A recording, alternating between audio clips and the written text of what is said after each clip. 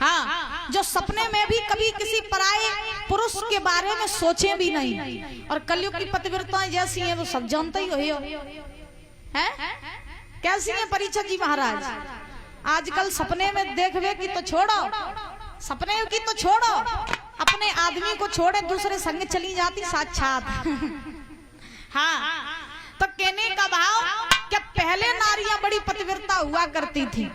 पहले की नारियां अपने पति की हर बात को माना करती थी, पति जो कहता था वही करती थी। और महाराज पहले के पति भी अच्छे होते थे। अगर पहले की नारियां अपने पति को परमेश्वर मानती थी तो पहले के पुरुष जो होते थे वो भी अपनी पत्नी को देवी के समान रखते थे। लेकिन आजकल क्या है कि महाराज पत्नी आरती को थाली लेके पीछे पीछे घूम रही कि तुम मेरे परमेश्वर, तुम्हारी मेरे ईश्वर, तुम्हारी मेरे भगवान है। पत्नी जो है वो आरती की थाली लेके पति के पीछे पीछे घूम रही और पति ठटरी बांधो संजा का पहुआ पी के पत्नी को रो डंडा लेके लटिया। बताओ परीक्षित जी महाराज। तो आज व्यवस्थाएं ऐसी हैं। लेकिन आज ध्यान रखना, पति का भी प्रेम में परिवर्तन हो गया और पत्नी के भी प्रेम में परिवर्तन हो गया। आज की नारी पति से प्रेम तभी तक करती है, कब तक? जब तक पति की जेब में पैसा, तब तक। एक कवि कहते हैं, अरे नार प्रेम जब ही लो जाने।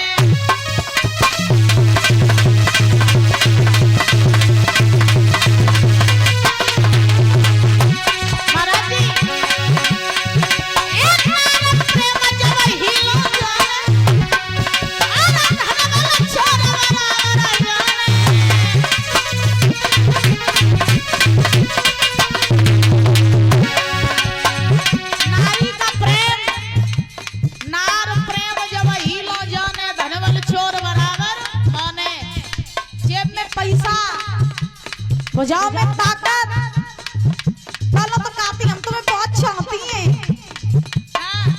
अब पैसा खत्म, बल खत्म, तो अपने पति को छोड़े दूसरे संग में चली जाती हैं। लिखा क्या बात है?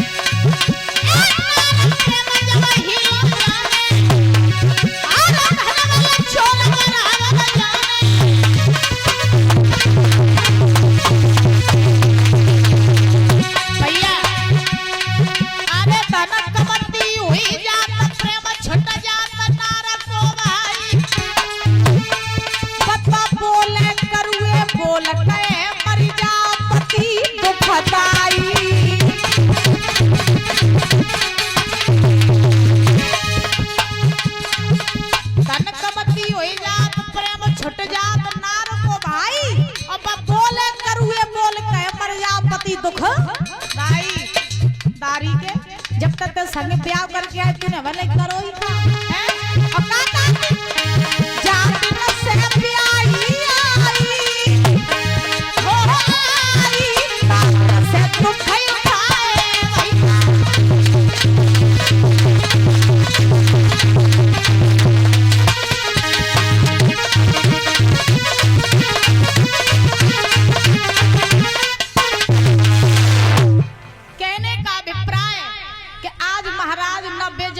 पति पत्नी रहे और ना मान मर्यादा रही, ना वो प्रेम रहा। आज सूत जी महाराज समझा रहे 88,000 ऋषियों को कि हे ऋषियों, राजा परीक्षित ने एक दिन अपनी पत्नी नवलदे से कहा, रानी लिहा, अरे बहुत दिन हो गए हम कहीं बाहर जंगल में शिकार खेलने के लिए नहीं गए, तो आज मेरा मन कर रहा है कि हम जंगल में जाकर के शिकार खेल आए। तो नवलदे बोली, महाराज जाना चाहते हो तो चले जाओ, लेकिन लौट जल्दी आना। परीक्षित ने कहा, हाँ ठीक है मैं जाऊंगा और शाम तक मैं वापस आ जाऊंगा। दादा राजा परीक्षित आज जंगल में शिकार खेलने के लिए तैयार हुए। जब तैयार हुए तो राजा परीक्षित ने मंत्री को तैयार किया, घोड़ा सजवाया और घोड़ा पर सवार होकर के ये राजा परीक्षित जो हैं जंगल में महाराज शिकार खेलने के लिए चले। और जब चले हैं राजा परीक्षित तो कैसे जा रहे हैं?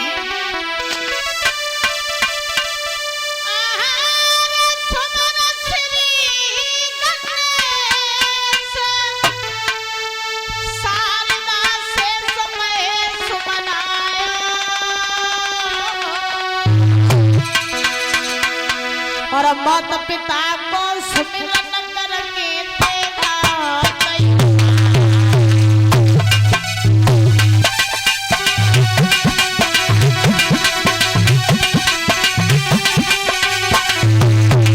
भैया। ऐसा ही नहीं, राजा परीक्षित घोड़ा पर सवार हुए, घोड़ा तैयार करवाया और जंगल की सीध लगाई है। जंगल की जब सीध लगाई चल दिए राजा परीक्षित।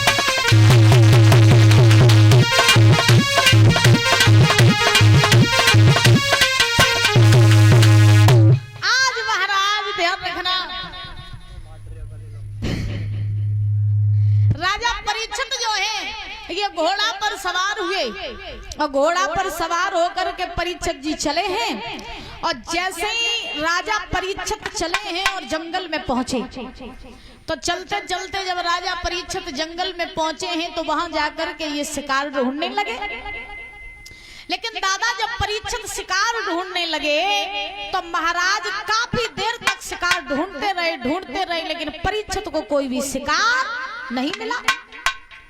जब इन्हें कोई शिकार नहीं मिला तो परीक्षित जी ने उस जंगल में एक नजारा देखा। क्या नजारा देखा? परीक्षित जी ने देखा कि दूर से एक गाय महाराज रोती हुई, भागती हुई, चिल्लाती हुई, मानवीय भाषा में बात करती हुई आज भागती हुई राजा परीक्षित के पास से होकर के गुजरी और चिल्लाती जा रही, भैया मुझे कोई बचा लो, मेरी रक्षा करो, मुझे बचाओ। राजा परीक्षित के पास से होकर के जैसे ही वो गाय गुजरी, परीक्षित ने और देखा कि उसी गाय के पीछे परीक्षित जी महाराज एक पैर का श्वेत रंग का बैल, वो भी मानवीय भाषा में बात करता हुआ उस गाय के पीछे पीछे भागता हुआ जा रहा है। अब गाय और बैल इन दोनों के पीछे महाराज एक सूत्र हाथ में डंडा लेकर के काला वेश धारण किए, भयानक रूप धारण किए, उन गाय और बैल को मारता हुआ आ रहा है। परीक्षित जी ने देखा कि ये गाय जिसे हम माता मानते हैं, जिसकी हम पूजा करते हैं, आज ये रो रही है, भाग रही है, मानवीय भाषा में बात कर रही है, तो ये गाय कोई साधारण गाय तो नहीं है। तो हम इनसे पूछें कि आखिर ये है कौन? तो परीक्षित जी ने उन गाय और बैल दोनों को रोका, हाथ जोड़ के राजा परीक्षित ने उस गाय से कहा, हे माँ आप कौन हैं? आप मानवीय भाषा में बात कर रही हैं तो आप कोई साधारण तो हो नहीं सकती हैं, तो कृपया आप मुझे अपना परिचय दीजिए और मुझे ये बताइए कि आप हैं कौन? गाय ने रो करके कहा कि हे राजन परीक्षित, अगर तुम मेरा परिचय जानना चाहते हो तो मैं और कोई नहीं, मैं हूँ पृथ्वी। कौन? पृथ्वी। तो परीक्षित जी ने कहा अगर आप पृथ्वी हैं तो आप ऐसे भागती हुई क्यों जा रही हैं, रोती हुई क्यों जा रही हैं?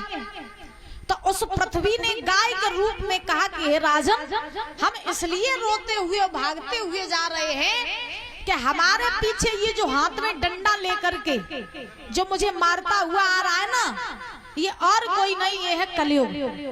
परीक्षित जी ने कहा तो गाय ने कहा कि ये कलयुग हमें मार रहा है, यानी ये कलयुग इस बात का प्रमाण है कि ये सतयुग जो वो द्वापर जो है ये खत्म होने वाला है, और कलयुग जब प्रारंभ होगा तो कलयुग में ऐसे ही पाप और अत्याचार होंगे, जिसमें गाय की कोई पूजा करने वाला नहीं होगा, गाय की कोई सेवा करने वाला नहीं होगा। गाय जो है वो महाराज रोड